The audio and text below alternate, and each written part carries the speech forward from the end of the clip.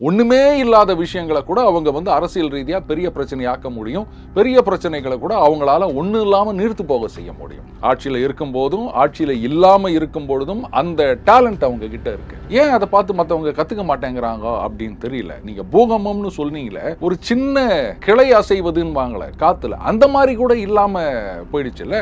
காரணம் எதிர்கட்சிகளை தான் நான் குறை சொல்வேன். ஆளுங்கட்சி அப்படின்னும் போது எதிர்க்க வர குற்றச்சாட்டுகளை அவங்க இப்படிதான் டீல் பண்ணுவாங்க.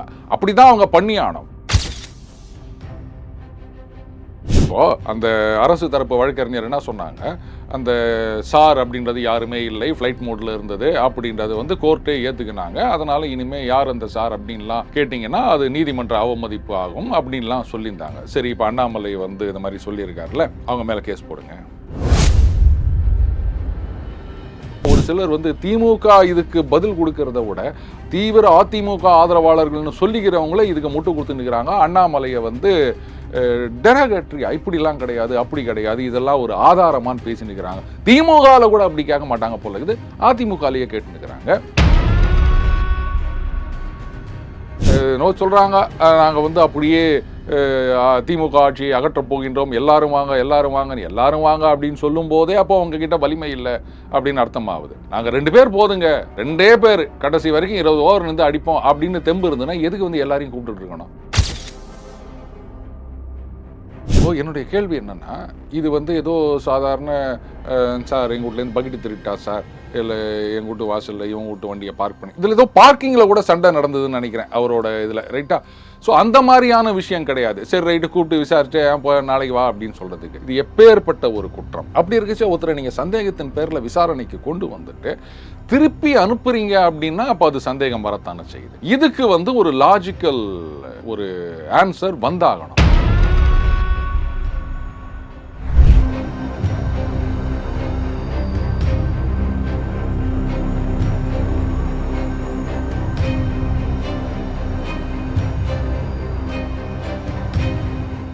ரியல் ஒன் நண்பர்கள், உறவுகள் அனைவருக்கும் வணக்கம். பல்வேறு முக்கியமான தகவல்கள், செய்திகளை நம்முடைய உறவுகளுடன் பகிர்ந்து கொள்ள இணைந்திருப்பவர் டெய்லி பஞ்ச் அருண் அவர்கள். வணக்கம் சார். வணக்கம் சிவா. அண்ணாமலை அவர்கள் நேற்று ஒரு பூகம்பத்தையே கிளப்பியிருந்தாங்க. அதாவது இந்த ஞானசேகரன் விவகாரத்தில் தீர்ப்புக்கு பிறகு இந்த விஷயம் முடிகிறது அப்படின்னு சொல்லி பரவலாக பார்க்கப்பட்ட ஒரு சூழ்நிலையில் தான் அண்ணாமலை அவர்களை பொறுத்த வரைக்கும் இந்த சம்பவம் நடந்த அன்று இரவு திமுக நிர்வாகி கோட்டூர் சண்முகம் போனில் பேசுகிறாங்க, மா சுப்பிரமணியம் பேசுகிறாங்க.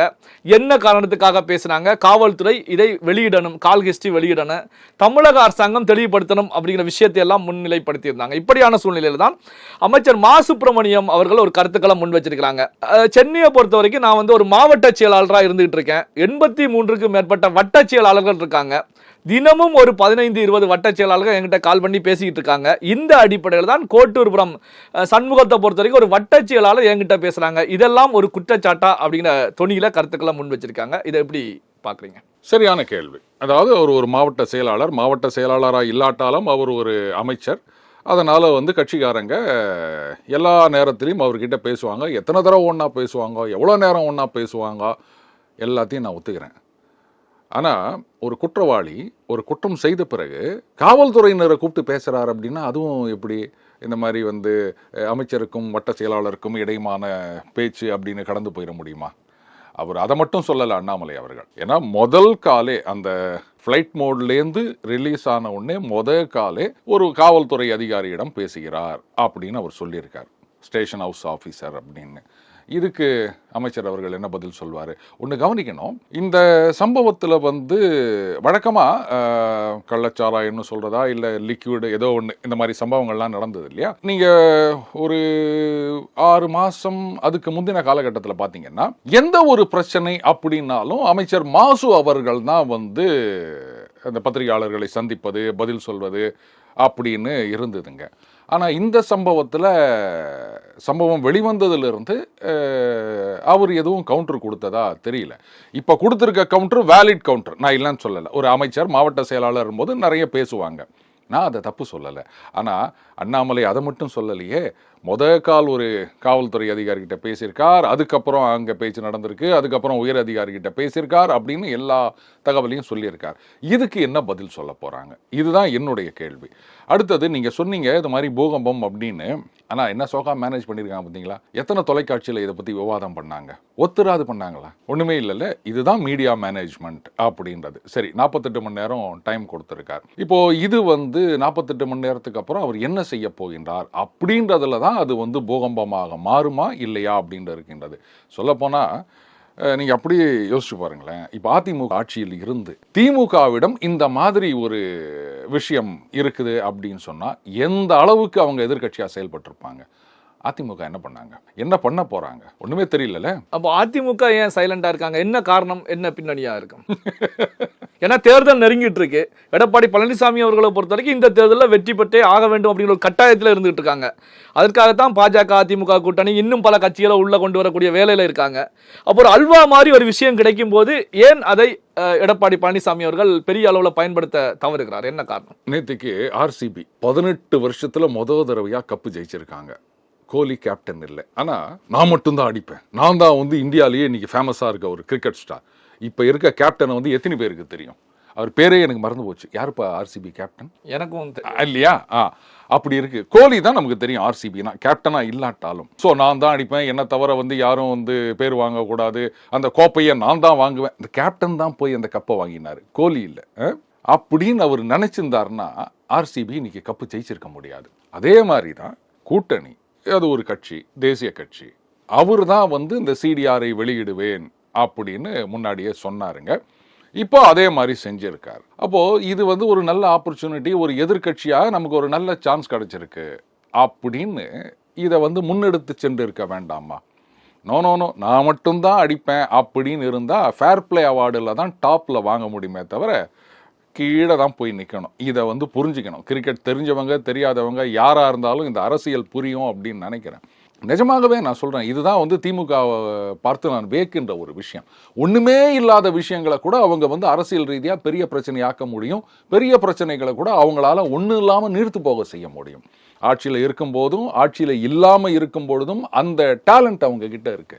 ஏன் அதை பார்த்து மற்றவங்க கற்றுக்க மாட்டேங்கிறாங்க அப்படின்னு தெரியல. நீங்கள் பூகம்பம்னு சொன்னீங்களே, ஒரு சின்ன அந்த கிளை அசைவதுன்னு வாங்கல காத்துல, அந்த மாதிரி கூட இல்லாம போயிடுச்சுல்ல.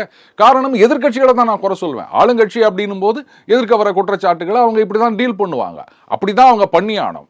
இப்போ நான் ஆளுங்கட்சியாக இருந்தீங்கன்னா அவங்களும் உட்காந்து அவியல் பண்ணுவாங்க, அரசியல் தான் பண்ணுவாங்க. ஆனால் எதிர்கட்சி இவங்க உட்காந்து அவியல் தானே பண்ணின்னு இருக்கிறாங்க. இப்போ இந்த விஷயத்தை பொறுத்த வரைக்கும் நீங்க இப்போ அதிமுகவை எடப்பாடி பழனிசாமியா சொல்றீங்க, பாஜகவும் பெரிய அளவில் எடுத்துட்டு போன மாதிரி தெரியல. அண்ணாமலை மட்டும்தானே ஓங்கி குரல் கொடுத்துட்டு இருக்காங்க. இப்போ தலைவராக இருக்கக்கூடிய நயனார் நாகேந்திரனாக இருக்கட்டும், முன்னாள் தலைவர்கள், அதற்கு முதல் நாள் இருந்த தலைவர்கள், யாருமே இதை பெரிய அளவில் தமிழகம் முழுவதும் எடுத்து செல்ல ஒரு மக்கள் புரட்சி அப்படிங்கிற அடிப்படையில் இந்த விஷயம் கையாளப்படலையே சார்? ஏங்க, தற்போதைய தமிழக பாஜக தலைவர் நயனார் நாகேந்திரன் அவர்கள் ஒரு ட்வீட் போட்டிருக்காருங்க. ட்வீட் மட்டும் போட்டா போதுமா சார்? ஏன்னா இது ஒரு சாதாரண விஷயம் கிடையாது. ஏன்னா நம்ம தமிழர்களை பொறுத்த வரைக்கும் பெண்கள் சம்பந்தப்பட்ட விஷயத்துல சென்சிட்டிவா இருக்கக்கூடிய இனம் தான் நம்முடைய தமிழர் இனம். அப்படிப்பட்ட ஒரு விஷயம், ஒன்றுக்கு மேற்பட்ட பல பெண்கள் பாதிக்கப்பட்டிருக்காங்க அப்படிங்கிற ஒரு சம்பவம். ஆனா அப்படி இருக்கும்போது தமிழக பாஜகவும் ஒரு சுணக்கமான பின்தங்கிய நிலையில தானே இருக்கு. அதாவது சிவா, அண்ணாமலை அவர்கள் தலைவராக இருக்கும்பொழுது அவரை பிடிக்காதவங்க அவர் மேல வைத்த குற்றச்சாட்டு என்னன்னா, நீங்க பாட்டுக்கு சோசியல் மீடியாலேயே கொம்பு சுத்தி நிற்கிறீங்க, களத்துல இறங்கி வேலை செய்யணும், இப்படி இருந்தால் ஆகாது அப்படின்னு சொல்லிட்டு இருந்தாங்க. அண்டு இன்னைக்கு பார்த்தீங்கன்னா தீவிர அதிமுக ஆதரவாளர்களாக இன்றைக்கு இருப்பவர்கள் என்ன சொல்கிறாங்க, அதிமுகவுடைய ஐடி விங் அப்படின்றது ரொம்ப பலவீனப்பட்டு இருக்கின்றது, ஒன்றுமே அவங்க செய்யலை, எந்த ஒரு விஷயத்தையும் முன்னெடுத்து செல்லவில்லை அப்படின்னு. இந்த ட்விட்டரு, ஃபேஸ்புக்கு அப்படின்றதெல்லாம் ஒட்டுமொத்த மக்கள் தொகையில் ஒட்டுமொத்த வாக்காளர்களில் எத்தனை % அப்படின்னு பார்த்தா ரொம்ப கம்மியாக இருக்கும். ஆனால் இன்னைக்கு என்ன ஆகிப்போச்சு, இந்த சோசியல் மீடியாவில் வருகின்ற விஷயங்களை மெயின் ஸ்ட்ரீம் மீடியாவில், முக்கியமாக பத்திரிகைகளில் இந்த மாதிரி ட்வீட்டு, இந்த மாதிரி மீம்ஸ் அப்படின்னு தனியாக ஒரு காலமே ஒதுக்கி டெய்லி போட்டுட்டு இருக்காங்க இல்லையா? ஸோ இதுதான் மக்களுடைய கருத்துன்ற மாதிரி ஒரு நெரேட்டிவ் செட் பண்ணுறதுக்கு ட்ரை பண்ணிட்டு இருக்காங்க. அந்த ஆப்பர்ச்சுனிட்டியும் விட்டுற முடியுமா? அப்போ அன்னைக்கு வந்து அண்ணாமலை அவர்களை நீங்க வந்து உங்க ஆதரவாளர்கள்லாம் ட்விட்டர் மட்டும் போட்டுருந்தா போதுமா அப்படின்னு சொல்லிட்டு இன்றைக்கு இருக்கின்ற தலைவர் என்ன பண்றாரு கேட்டா, அவர் வந்து எல்லா இடங்களுக்கும் போகிறார், மாவட்டம் மாநிலம் முழுக்க சுற்றுப்பயணம் செய்கிறார், இந்த கட்சியை வலுப்படுத்துகிறார். சரிங்க, அப்ப அதை மட்டுமே பார்த்துக்கின்னு இது எவ்வளவு முக்கியமான பிரச்சனை. நீங்களே சொன்னீங்க இது லட்டு மாதிரி ஒரு ஆப்பர்ச்சுனிட்டி அப்படின்னு. எதிர்கட்சிக்கு இதை விட வேற என்ன வேணும்? அப்போ இதை பாருங்க, இந்த மாதிரி இவர் கொடுத்துருக்காரு. இப்போ அந்த அரசு தரப்பு வழக்கறிஞர் என்ன சொன்னாங்க, அந்த சார் அப்படின்றது யாருமே இல்லை, ஃப்ளைட் மோட்ல இருந்தது அப்படின்றது வந்து கோர்ட்டே ஏற்றுக்கினாங்க. அதனால இனிமே யார் அந்த சார் அப்படின்லாம் கேட்டிங்கன்னா அது நீதிமன்ற அவமதிப்பு ஆகும் அப்படின்லாம் சொல்லியிருந்தாங்க. சரி, இப்போ அண்ணாமலை வந்து இந்த மாதிரி சொல்லியிருக்காருல்ல, அவங்க மேலே கேஸ் போடுங்க. ஆனாலும் எடப்பாடி அவர்களாகட்டும், இல்லை அவங்க கட்சியில் இருக்க மற்ற நிர்வாகிகளாகட்டும், இந்த மாதிரி யார் அந்த சார், எடப்பாடி அவர்கள் என்ன சொன்னார், அந்த சாரை நாங்கள் கண்டுபிடித்து நாங்கள் ஆட்சிக்கு வந்த பிறகு தண்டனை வாங்கி கொடுப்போம், எந்த சார் வந்தாலும் அதை தடுக்க முடியாது சொன்னாரா இல்லையா? அப்போ இந்த மாதிரி ஒரு சிடிஆர் டீட்டெயில்ஸ் உங்ககிட்ட இருக்குது அப்படின்னு சொல்லும்போது அவர் கேள்வி கேட்டிருக்காருல, உங்கள் கூட்டணி கட்சி, இதில் நான் என்ன சொல்ல வரேன்னா, உங்கள் கூட்டணி கட்சி இல்லாமல் ஒரு தாவேக்கால ரிலீஸ் பண்ணியிருந்தாங்க, இல்லை நாத்தாக்கால ரிலீஸ் பண்ணியிருக்காங்க அப்படின்னு கூட வச்சுக்கோங்களேன். அப்போவும் இவங்க என்ன பண்ணணும், இதை முன்னெடுத்து செல்லணுமா இல்லையா? ஏன் செய்யாமல் இருக்காங்க? அதுலேயும் பார்த்தீங்கன்னா ஒரு சிலர் வந்து திமுக இதுக்கு பதில் கொடுக்கறத விட தீவிர அதிமுக ஆதரவாளர்கள்னு சொல்லிக்கிறவங்களே இதுக்கு முட்டு கொடுத்து நிற்கிறாங்க. அண்ணாமலையை வந்து டெரகட்ரி இப்படிலாம் கிடையாது, அப்படி கிடையாது, இதெல்லாம் ஒரு ஆதாரமானு பேசி நிற்கிறாங்க. திமுகவில் கூட அப்படி கேட்க மாட்டாங்க போல இருக்குது, அதிமுகலையே கேட்டு நிற்கிறாங்க. அதுக்கேற்ற மாதிரி தான் தலைமையை வந்து ரொம்ப அமைதியாக இருக்கின்றது. சரி, தமிழக பாஜக தலைவர் என்ன பண்ணாருன்னா, நான் தான் சொன்னல ட்வீட் போட்டார் அப்படின்னு. இதுக்கு மேலே என்ன பண்ணணும்னு நினைக்கிறீங்க? தமிழகத்தில் என்டிஏ கூட்டணிக்கு தலைமை தாங்குவது அதிமுக, எடப்பாடி பழனிசாமி அவர்கள். எதுவாக இருந்தாலும் அவர் தான் முடிவு பண்ணணும். அவர் எப்போ முடிவு பண்ணுறது, எப்போ போராட்டம் நடத்துறது விடுங்க. சொல்கிறாங்க நாங்கள் வந்து அப்படியே திமுக ஆட்சியை அகற்றப் போகின்றோம், எல்லாரும் வாங்க எல்லாரும் வாங்கன்னு, எல்லாரும் வாங்க அப்படின்னு சொல்லும் போதே அப்போ உங்ககிட்ட வலிமை இல்லை அப்படின்னு அர்த்தமாகுது. நாங்கள் 2 பேர் போதுங்க, 2 பேர் கடைசி வரைக்கும் 20 ஓவர் இருந்து அடிப்போம் அப்படின்னு தெம்பு இருந்ததுன்னா எதுக்கு வந்து எல்லாரையும் கூப்பிட்டு இருக்கணும்? திடீர்னு ஒரு கட்சி ஆரம்பிச்சா உடனே நீங்க ஒரு கட்சி ஆரம்பிச்சா நாளைக்கே உங்களையும் கூப்பிட்டு சீட்டு ஊத்துறாங்க போல இருக்குது. அப்படிதானே இருக்குது. இப்போ இந்த விஷயத்துல அண்ணாமலை அவர்களை பொறுத்த வரைக்கும் 48 மணி நேரம் அப்படிங்கிற நிலையில ஒரு நேரம் குறிச்சிருந்தாங்க, கெடு விதிச்சிருந்தாங்க. இப்போ அண்ணாமலை அவர்கள் இந்த விஷயத்தை 48 மணி நேரம் முடியக்கூடிய சூழ்நிலையில பெரிய அளவுல எடுத்து செல்வார் அப்படின்னு நீங்க பாக்குறீங்களா? அதாவதுங்க, இந்த விஷயத்துக்கு சிபிஐ விசாரணை கேட்டாங்க, அதுக்கப்புறமா கோர்ட் வரைக்கும் போயிட்டு எஸ்ஐடி ஃபார்ம் பண்ணாங்க. சரியா? இப்போ இந்த விஷயத்தை கொண்டு போகிறோம் அப்படின்னு சொன்னால் கோர்ட்டுக்கு, அதாவது ஒன்று மக்கள் மன்றத்தின் முன் வைப்பது, அதுக்கு வந்து எதிர்கட்சிகள் குறிப்பாக அதிமுக வந்து ஒத்துழைப்பு கொடுக்குற மாதிரி தெரியல. அவங்களுக்கு வந்து ஒட்டுமொத்தமாக கூட்டணிக்கு என்ன பிரயோஜனம் அப்படின்னு பார்க்காம இதில் யாருக்கு என்ன கிரெடிட்டுன்ற மாதிரி அவங்க பார்த்துட்டு இருக்காங்க போல இருக்குது. அதனால் நான் மட்டுமே ரன் அடிப்பேன், என்னங்க பண்ணுறது, தோனியை மட்டுமே நம்பிந்தா வேலைக்கு ஆகுமா? எல்லாரும் அடிக்கணும், கடைசியில் தோனியை நம்பி நம்ம தோற்று போயிட்டோம். அந்த மாதிரி இவர் மட்டுமே அப்படின்னு நினச்சி இதை ஒதுக்கிட்டாங்க அப்படின்னு சொன்னால் சரியில்லை. அப்போ அடுத்தது மக்கள் மன்றம் இல்லைன்னா நீதிமன்றத்துக்கு தான் போகணும். இப்போ அதாவது இந்த இஷ்யூவே எங்கேருந்து வந்தது அப்படின்னு கேட்டிங்கன்னா, இது மாதிரி வந்து அதோ சார்னு பேசினாரு அப்படின்னா அதுக்கு தான் காவல்துறை தரப்பில் என்ன சொல்லியிருந்தாங்க, அன்றைக்கி ஃப்ளைட் மோடில் இருந்தது, அவர் சும்மாவானா ஒரு மெர்சல் காமிக்கிறதுக்காக தான் அந்த மாதிரி பண்ணியிருப்பாருன்னு இட் இஸ் அண்டர்ஸ்டாண்டபிள். சரியா? ஆனால் அத்தோட உங்கள் விசாரணையை நிறுத்திக்கணுமா? அதுக்கப்புறமா என்ன நடந்தது? அந்த ஃப்ளைட் மோட்லேருந்து வெளில வந்த பிறகு ஒரு காவல்துறை சப் இன்ஸ்பெக்டர் ரேங்கில் இருக்கவர் அண்ணாமலை அவர்கள் சொல்லியிருக்கார், அவரோட பேசியிருக்காருன்னும் போது எதுக்காக பேசினார் அப்படின்ற ஒரு கேள்வி, அட்லீஸ்ட் ஒரு சின்ன விசாரணையாவது. என்னப்பா எப்படி பேசினேன்? வட்ட செயலாளர் மாவட்ட செயலாளர்கிட்ட பேசுறது ஓகேங்க, நான் அதை ஒன்றும் சொல்லலைங்க. ஆனால் அதுலேயும் நம்ம ஒரு ஞானசேகரன் இருக்கார் இல்லையா, அவருக்கு பின்னாடி நிறைய கேஸ் இருக்கு அப்படின்லாம் சொல்லியிருந்தாங்க. அப்போ ஒரு கேஸ், இப்போ ஒரு கேஸ், இதெல்லாம் இருக்கு, கேஸ்கள் கூட அவர் மேல இருக்கு அப்படி இல்லையா? அப்படி இருக்கச்ச அவர் வந்து ஒரு போலீஸ்கார்கிட்ட பேசுறத சாதாரணமாக எடுத்துட்டு போயிட முடியுமா சிவா? இதுவும் வட்ட செயலாளர் டு மாவட்ட செயலாளரும் ஒன்னு கம்பேர் பண்ண முடியுமா? அதுக்கே யாருமே பதில் சொல்ல மாட்டேங்கிறாங்க. அதிமுக இதை பிடிச்சிட்டு வேணாமா? எவ்வளோ பெரிய விஷயம் அது. அப்போ நீதிமன்றத்துக்கு தான் போகணும் அப்படின்னு நினைக்கிறேன். இப்போ அண்ணாமலை அவர்களை பொறுத்த வரைக்கும் ஒரு விஷயத்த சொல்றாங்க அப்படின்னா அந்த விஷயத்த தெளிவாக பயணிக்கக்கூடியவர் அண்ணாமலை அவர்கள். கடந்த கால நிகழ்வுகள் எல்லாமே நமக்கு தெரியும். இந்த விஷயம் வந்து நீதிமன்றத்தில் தீர்ப்பு கொடுக்கப்பட்ட பிறகு சரி சைலண்ட் ஆகிறது, முடிவுக்கு வந்து விட்டது அப்படிங்கும் போதுதான் அண்ணாமலை அவர்கள் இந்த கருத்துக்களை வைக்கிறாங்க, 48 மணி நேரம் தீர்மானிக்கிறாங்க அப்படின்னா கண்டிப்பாக இந்த விஷயத்தை அண்ணாமலை அவர்கள் அடுத்த கட்டத்திற்கு, அதாவது நீதிமன்றம் மேல்முறையீடோ அல்லது தன்னிடம் இருக்கக்கூடிய ஆதாரங்கள் மூலமாக இந்த விஷயத்தை சிபிஐக்கோ எடுத்து செல்வதற்கான ஒரு வாய்ப்பு இருக்கிறது அப்படின்னு பார்க்கலாமா? இல்ல சிபிஐ கிட்ட இதை கொடுத்து ஒன்றும் பிரயோஜனம் இல்லை. ஏன்னா தமிழ்நாட்டை பொறுத்த வரைக்கும் அந்த ஆட்டோமேட்டிக் கிளியரன்ஸ் சாங்ஷன் அப்படின்றதெல்லாம் இல்லை. இல்ல இதுல என்ன காரணம் அப்படின்னா, இப்போ எஸ்ஐடியை பொறுத்த வரைக்கும் தமிழக முதலமைச்சர் மு க ஸ்டாலின் கண்ட்ரோல்ல இருக்கக்கூடிய அதிகாரிகள் தான் எஸ்ஐடி டீம்ல இருக்காங்க. அப்படி இருக்கும்போது தான் இந்த கேஸை பொறுத்த வரைக்கும் இதுல வந்து தமிழக அரசுக்கோ அல்லது சில முக்கியமான அதிகார வர்க்கத்துக்கோ புள்ளிகளுக்கோ சாதகமான சூழல்ல சென்றிருக்கலாம் அப்படின்னு பேசப்படுது. இப்படியான சூழ்நிலையில ஒரு சென்ட்ரல் டிபார்ட்மெண்ட் அப்படிங்கிற ஒரு சிபிஐ இறங்கினால் இதுல ஒரு தெளிவு இல்ல அதுதான் நேரடியா சிபிஐ கிட்ட போக முடியாது சிவா. நீதிமன்றத்துக்கு போயிட்டு இது மாதிரி அன்னைக்கே வந்து சிபிஐ விசாரணை வேணும், இது நியாயமா நடக்காது அப்படின்னு கோரிக்கை வைக்கப்பட்டது. ஆனா நீதிமன்றம் எஸ்ஐடி ஃபார்ம் பண்ணீங்க, நாங்களும் அதை ஒத்துக்கணும். ஆனா இப்ப என்ன நடந்திருக்கு பாருங்க, அந்த ஃபிளைட் மோட்ல இருந்ததை மட்டும்தான் இவங்க பண்ணிருக்காங்களே தவிர அதுக்கப்புறமா என்ன நடந்தது, அதுலயும் அவர் காவல்துறை சார்ந்தவர்கிட்ட பேசியிருக்கார் அப்படின்னும் போது இதுல இன்னொன்னு அவர் சொல்லியிருக்காரு. 24ஆம் தேதி வந்து சாயங்காலம் 4 மணிக்கா ஆமா அப்ப வந்து அவரை அரெஸ்ட் பண்ணி கூட்டு வந்தாங்க அப்படின்னு சொல்லியிருக்காரு. ஆனா என்னுடைய நினைவு சரியாக இருக்குமானால் விசாரணைக்கு அழைத்து வந்தோம் அப்படின்னு சொன்னதா நான் படிச்சிருந்தேன் அந்த நேரத்தில் செய்திகளில். அப்புறம் விசாரணை முடிஞ்சிட்டு அதுக்கப்புறம் அனுப்பிச்சிட்டு அடுத்த நாள் தான் வந்து அவரை மறுபடியும் கைது செய்கிறாங்க. ஸோ அந்த நேரத்தில் அது அரெஸ்ட் இல்லை அப்படின்னு நான் நினைக்கிறேன். That has to be checked. இப்போது என்னுடைய கேள்வி என்னன்னா, இது வந்து ஏதோ சாதாரண சார் எங்கள் வீட்லேருந்து பக்கெட்டு திருட்டான் சார், இல்லை எங்கள் வீட்டு வாசலில் இவங்க வீட்டு வண்டியை பார்க் பண்ணி, இதில் ஏதோ பார்க்கிங்கில் கூட சண்டை நடந்ததுன்னு நினைக்கிறேன் அவரோட இதில், ரைட்டா? ஸோ அந்த மாதிரியான விஷயம் கிடையாது. சரி ரைட்டு கூப்பிட்டு விசாரிச்சு ஏன் போய் நாளைக்கு வா அப்படின்னு சொல்கிறதுக்கு.